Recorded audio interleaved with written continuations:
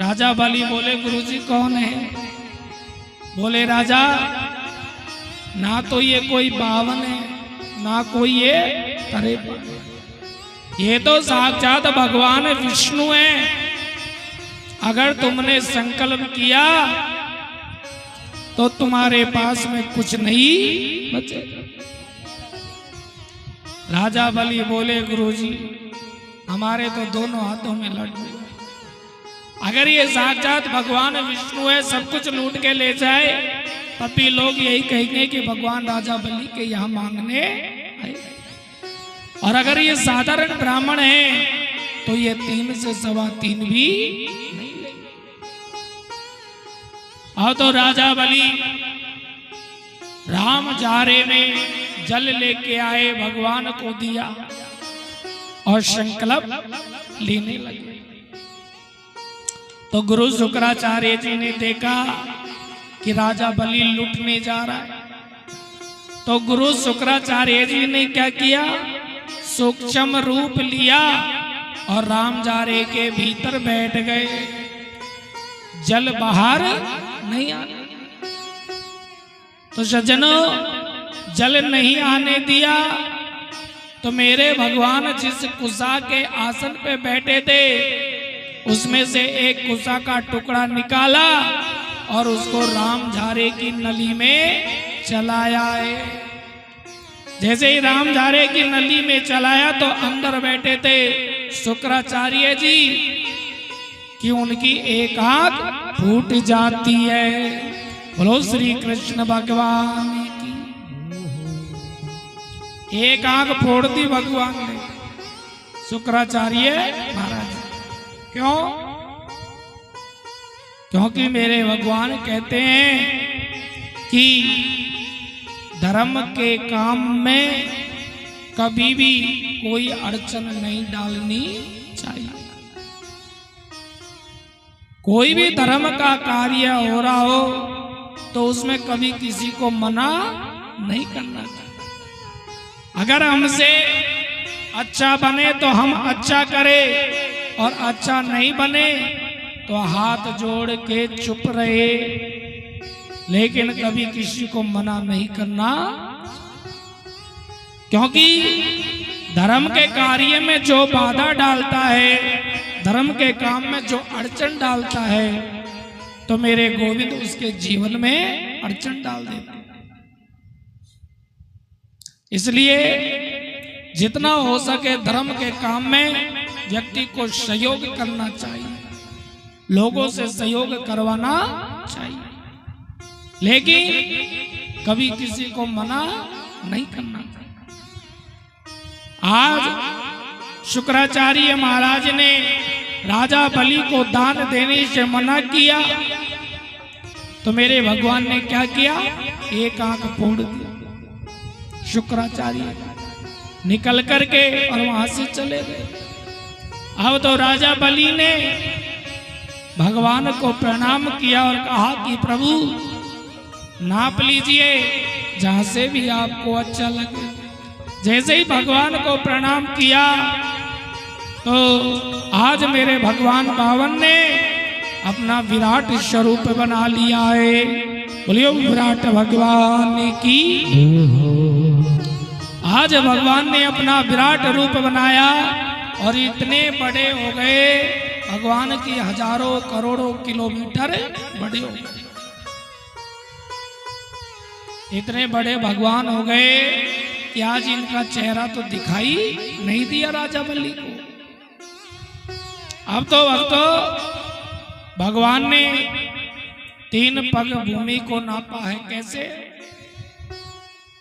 कैसे 3 पग भूमि नापी भगवान ने?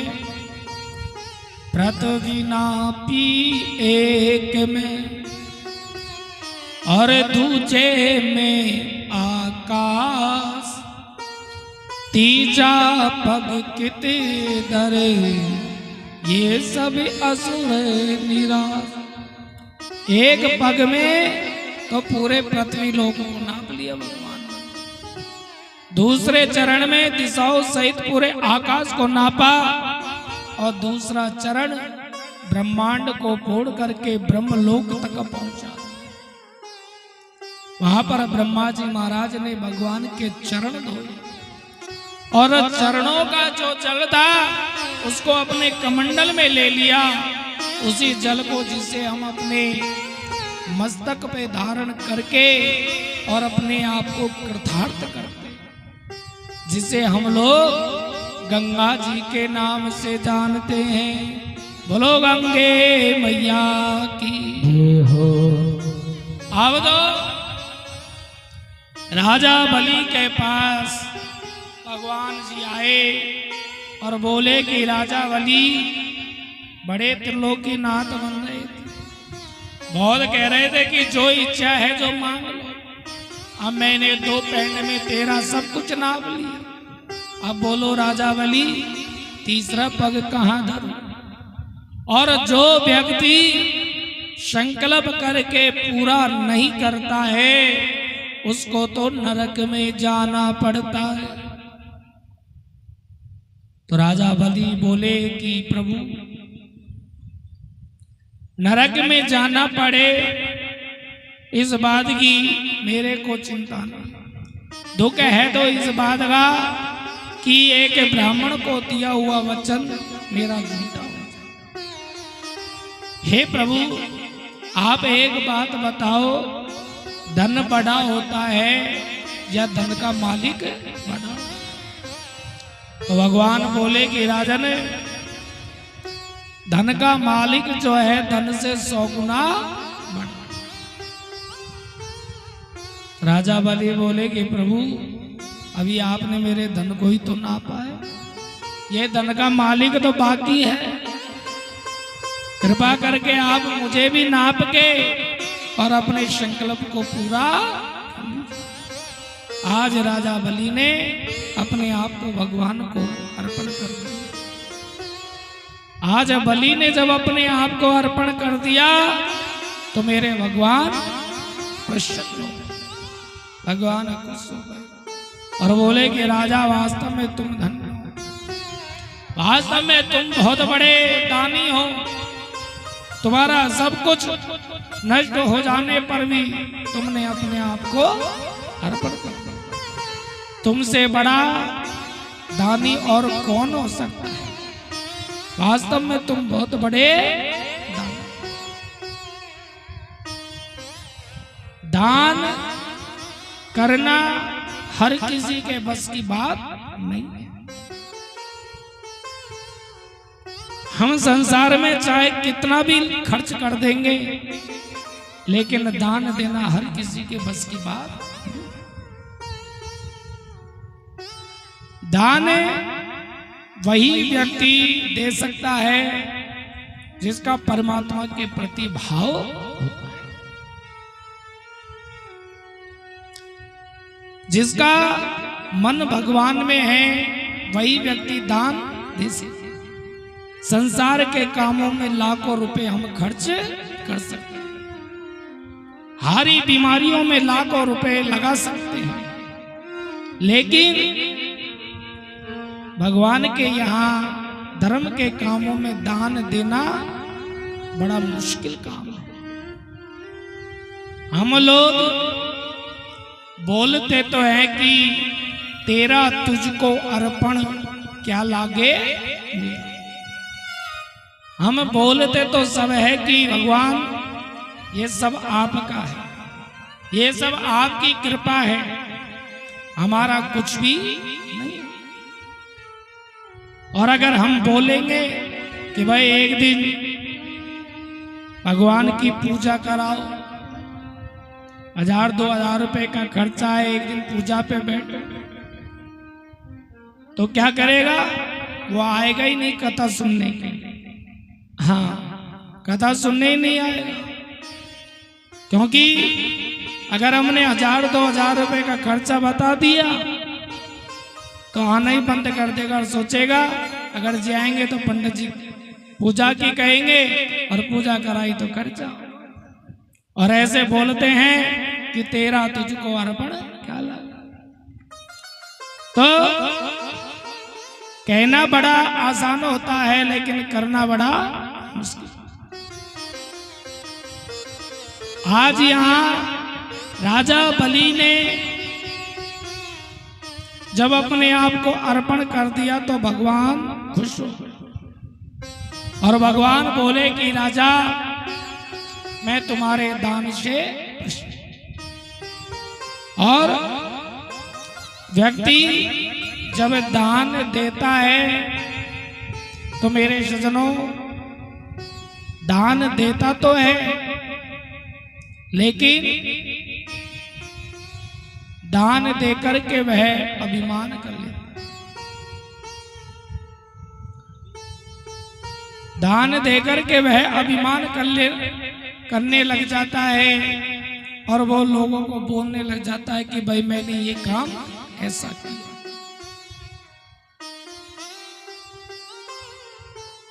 आज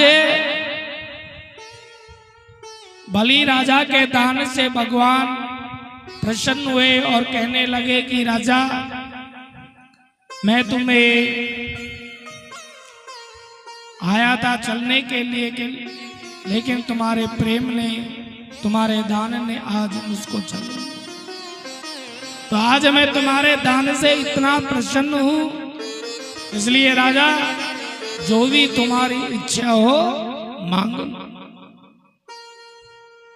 तो राजा बलि बोले कि प्रभु मेरा काम है देना और जो दान हमने दे दिया हम उसे लेते हैं, लेकिन फिर भी आप कह रहे हो तो बस आप मुझे रहने के लिए जगह दे दो।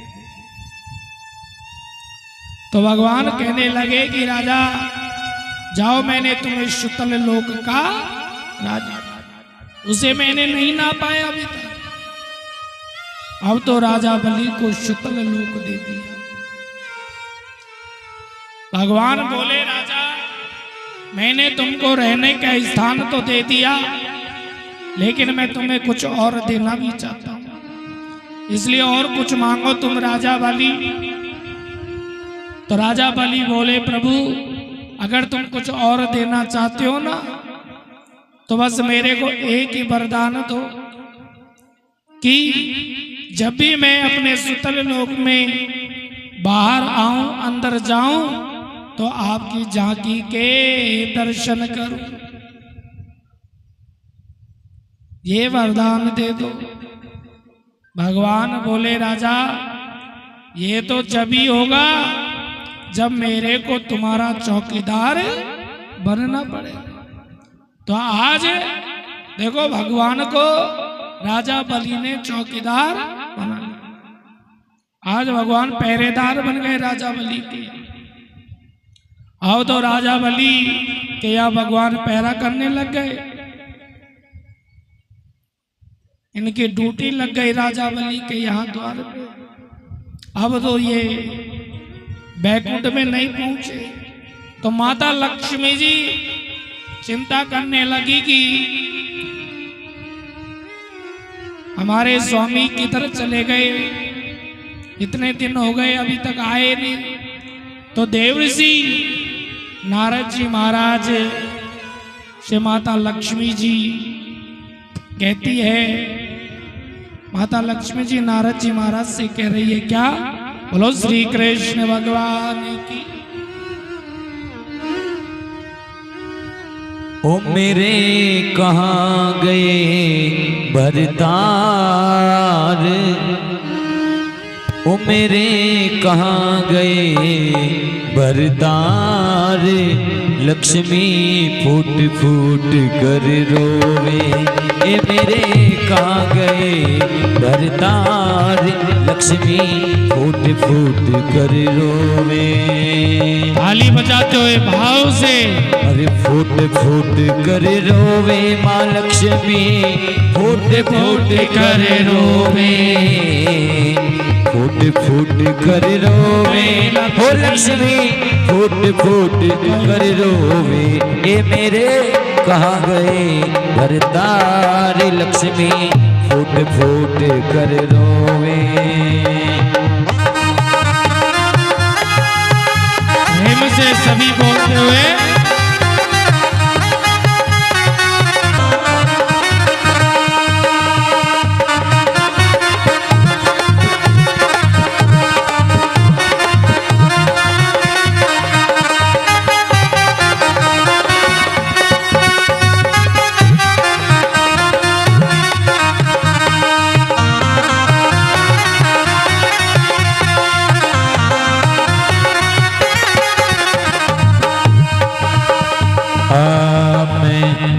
खोज कर हारी मोय मिले नहीं बनवारी।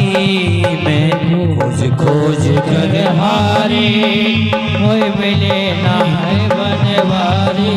अरे मैं खोज कर हारी मोय मिले नहीं बनवारी। नारद करियो जरा विचार लक्ष्मी फूट फूट कर रोवे। मेरे कहाँ गई घरदारी लक्ष्मी फूट फूट कर रोवे। फूट फूट कर रोवे लक्ष्मी फूट फूट कर रोवे। फूट फूट कर रोवे ओ लक्ष्मी फूट फूट कर रोवे। अरे मेरे कहाँ गई घरदारी लक्ष्मी फूट फूट कर रोवे।